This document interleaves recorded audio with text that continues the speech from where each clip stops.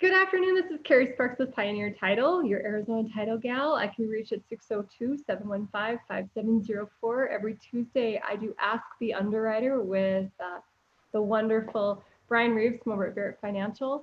And actually, Brian and I picked a topic today. It's very timely, and we're going to talk about solar. I had some questions because I've been putting a new roof on my house this week, just learning about the process of the different materials going down, looking at the value and how it increases for your house, things like that. And Brian called me yesterday and said, let's talk about solar, which is, you drive around any neighborhood in Phoenix or Tucson and you see solar all over the houses. And so it's always a hot topic when something comes into escrow that has a lease on it. So we have our issues on the escrow side. But Brian, can you introduce yourself, give your contact information, and we're gonna roll on solar today. And it's timely because it's hot. Awesome. Yeah, thank you, Carrie. It's Brian Reeve with Barrett Financial, and MLS number is 694300. Phone number is 602-741-4801. So before we got started here today, I asked you a couple questions about solar and really kind of what percentage of solar lease versus purchase is coming in front of you as an underwriter. And I was a little bit shocked to find out it's kind of a 50-50 split on what you're seeing. With the monsoons coming up, it's always a time when it's hot, our energy bill. I know that mine went through the roof this month because of the heat. And Right.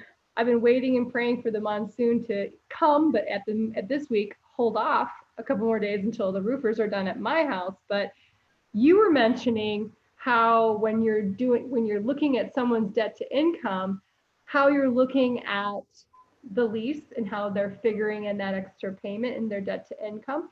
But also you were mentioning value and how the value is adjusted on a home. So can you go over that with me? Correct. So a lot of times when there's a sales agent for solar panels, there's a lot of things that are given us in data that depending on the salesperson or what things are said, there's some things that I've noticed in the past, there's been some inaccuracies. So one of the first things that is said is typically that there's an environmental appraisal. That you, based on what you're spending on the solar panels lease or purchase or however you choose to acquire these, that you're going to get a value for an environmental appraisal. Well, from an appraisal perspective, the only thing that they look at is, and I don't want to say there's not necessarily no such thing, but basically what the appraiser looks at is, are the solar panels owned? Are they leased? Can we give value to them or not? So typically, if the solar panels are owned outright and they're not leased, the appraiser typically, I've seen adjustments for solar panels anywhere between $500 and $7,500 is what you're going to get for owning solar panels.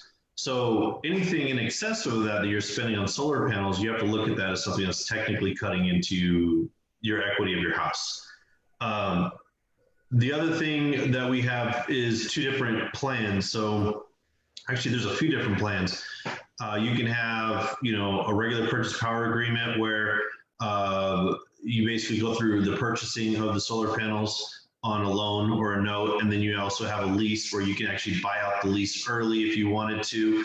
But these are all liens that are basically going to be placed on your house. So what happens is the solar panel company will also place what we call a UCC lien on title. And this will fall typically in second position. And this happens in both instances, whether it's a lease or whether it's a purchase, they'll place a lease option, they'll place a lien for the UCC lien. Whenever you're refinancing, you have to get this subordinated, typically the second UCC lien, or you have to get it removed or released. Tesla tends to be coming in and buying up a lot of these, and their requirements now are $299 just to get that lien release removed, or UCC lien release removed. Is that new? Is that something that's new? Yeah, well, it's been something that's been happening over the last year and a half that Tesla's come in and picked up a lot of these solar companies or solar panel companies that is just, that's what they charge now because they've taken them over. So we're seeing a lot of that. The one thing that a lot of people don't realize is that when we're out there in the market and we're qualifying a customer, a lot of times we're qualifying the customer for the max amount that they can qualify for. Debt to income ratio, their payment, their interest rate, what's the max that we can do? Well, typically in a normal environment, we don't calculate utilities into somebody's debt to income ratio. We just calculate basically what's on their credit report versus their proposed housing payment divided by their monthly gross income. That's pretty much it, unless you have other sources of income. But we're not going out and shopping, asking what do you spend on groceries and utility bills and that sort of thing. However, if you were on a lease to buy a home, and you do and we see an assumption on the purchase contract for a lease assumption, the buyer has to qualify to take over that assumption. So we have to validate that the customer qualifies to even take over that assumption. And then we want to know what the payment is, and that payment is going to be included in their debt to income ratio. So that can restrict it. So there are a couple of caveats that Fannie Mae allows, which are exceptions to the rule to include in the debt to income ratio, which they have to basically specify a certain amount of energy that's going to be delivered on a fixed payment. So, but we know that basically, fluctuates. And they also have to, the other loophole in that is they have to guarantee a production on a prorated basis. So if your lease agreement doesn't have any of those options, you very well could be trying to get into a house where it's hurting you on the max amount that you qualify for, because we're including that lease payment into your debt to income ratio. That's very interesting. We hear it come up on the title side, but to really have your side of it, of how it's figured in, is great information. Like a year, 2, 3 ago, I used to do full out presentations on this, like hour-long workshops. So I'm really glad you're bringing it up. Yeah, it's something that seems to be more popular right now, and we're seeing more of it. And what's happening is we'll have existing homeowners that are in short sight. They're seeing the savings, they're seeing their bills, they're seeing all of that. But in short and long term, they're not necessarily realizing the effects of solar panels. Someone gets into a lease, a lot of times the customer doesn't know, well, the new buyer that comes into the house, if they're stretched on their debt to income ratio, they may not qualify. Or we got to make sure the new buyer can qualify to assume the lease. Or if we're going to convey these over, the most easiest transactions when it comes to solar is when you have bought the panels outright and you're conveying them over with the property, because then it doesn't really necessarily become a lending issue. We just want to see that the UCC lien has been released or paid off or done, which most likely it is, or the lease has been prepaid. So if the lease has been prepaid, it doesn't really necessarily become an issue either, because they basically bought out the remaining term of the lease. So in the lease provisions, though, it depends on the lease agreement when they prepay the lease, what's going to happen or the time frame to remove it. The other thing that the lenders look at is in the event of a foreclosure. So let's say, for instance, you buy solar panels on a house, or we're going into contract on a house that has solar panels, and there's no provisions, which this is something new that Fannie and Freddie came out with. There's no provisions in the lease agreement that state that the expense to remove the solar panels are going to be the cost of the solar panel company. If Fannie Mae has to come in, or Freddie Mac has to come in and they have to pay for these solar panels to be removed off the house, it now becomes a problem.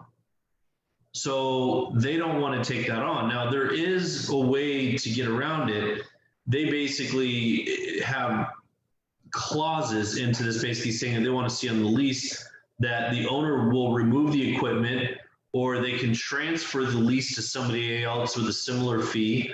Or they also can, enter into a new lease agreement with a third party with no less than the favorable terms that are already there. So there are some loopholes in it, but it's just important that people know that every single requirement in each product looks at solar panels a little bit different. It sounds like, I mean, it brings back the memories of doing these classes from like a year ago, 2 years ago, 3 years ago, on solar. My agents were always asking for, give us a solar class, give us, all the information we can get possible on solar. But you're a great resource. And so can people give you a call to kind of go over that if they're going through the home buying process and need to understand the solar leases versus the purchases and all the bells and whistles? Absolutely. Absolutely. Do you want to give your contact information one more time? Brian Reeve with Barrett Financial, 602-741-4801. I would like to thank everyone for watching again today. I always like learning from Brian. I mean, I'm a former loan officer from way back in the day, but I always learn something from him. One of the smartest guys I know in lending. So thanks for joining us. Thank you. Carrie Sparks, your Arizona title gal. And again, if you work with someone at Pioneer, thank you so much. Thank you to all my customers for opening escrows with me. If you don't have a current relationship with anyone at Pioneer Title, I'd love to be that contact. And I can be reached at 602-715-5704. Of course, you can message me right on Facebook, LinkedIn, Instagram, YouTube, you name it. I have the social media channels really dialed in right now. So again, thank you. Have a beautiful day. It's certainly hot here. I got to change the weather a little bit for the day in Flagstaff. So, but back down to the heat. But everyone have a wonderful evening.